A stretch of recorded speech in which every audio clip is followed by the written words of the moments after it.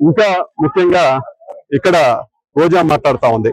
ఏం మాట్లాడుతుంది అసలు అర్థం ఉందా పర్థం ఉందా అర్థం కావట్లే ఆమెకి. అసలుకి ఇంగిద్దం కోల్పోయారా అనిపిస్తుంది అప్పుడప్పుడు. ఇక్కడంట కొండలంట తవ్వేశారంట.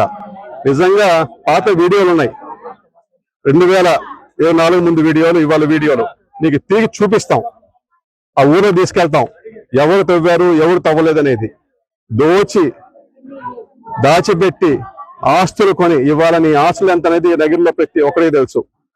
నువ్వు 3,000 2,000 రూపాయలకి చేయి చాచిన రోజుల నుంచి ఇవాళ 2,000 కోట్ల దాకా పోయావు. 2,000 కోట్లు. ఆమె 2,000 రూపాయలకి ఏ పనినా చేసేది. మార్కెట్లో ఉందా మాట? నాకేమో చెప్తారు. అలా అంటాను. వాళ్ళు 2,000 కోట్లు పోయింది. నువ్వా నీతులు చెప్పేది? ఇంకా తిరుమన్యం అంట. నువ్వు రేపు అదే ఒక 4 రోజుల్లో అదే రోడ్డు మీద పో. అక్కడ రోడ్డు లేకపోతే నువ్వు రోడ్డు ఉంటే నువ్వు దొల్లుతావని చెప్పు.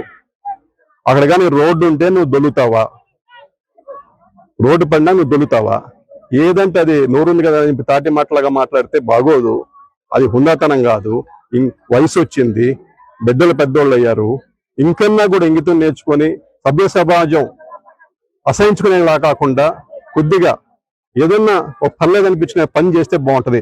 నోరైతే అసలు హద్దు లేదు. చేసే చేష్టలు చూస్తే వికృత చేష్టలు. అబ్బాబ్బా, అసలు నిజంగా చెప్పాలంటే ఇలాంటి వాళ్ళు కూడా ఈ భూమి మీద పుడతారని అన్నట్టుగా బిహేవ్ చేస్తే అది నీకే చెల్లుబాటు అవుతుంది. అది జగన్మోహన్ రెడ్డి రేపు రోజు బంగారుపాలెం వస్తా అంటున్నాడు. ఎందుకు వస్తున్నాడు అని ముందు చెప్పి వస్తే బాగుండు. ఎందుకంటే ఆయన ఏం చేశాడు, ఏం ముద్రించాడు. 5 సంవత్సరాలు అధికారంలో ఉన్నాడు. 5 సంవత్సరాల్లో ఏం చేశాడు ఒకసారి చెప్పేసి వస్తే చాలా సంతోషం. అక్కడ ఆయన ఎందుకు వస్తున్నాడు అంటే ఒక దండయాత్ర, రైతుల మీద ఇబ్బంది పెడదాం, ఒక అంటే లేని అలజడి క్రియేట్ చేసి రాజకీయ లబ్ధి పొందామని చెప్పే ఉద్దేశం తప్పితే అక్కడ ప్రజలకు ఉపయోగపడి పనిచేద్దాం ఉద్దేశం ఎక్కడా లే. ఆయన గత చరిత్ర చూస్తాం. ఓదార్పు యాత్ర అంటాడు, ఆ యాత్ర అంటాడు, ఈ యాత్ర అంటాడు, కానీ ఒక్కసారైనా ఒక్కడికి ఉపయోగం పోయిన ఫలితం లేదు. ఎంతసేపు విభజించి పాలించు, అందరు కూడా మనుషుల్లో ఇది మూలాలంతా కూడా అతను చెడగొట్టే పని చేస్తా ఉన్నాడు.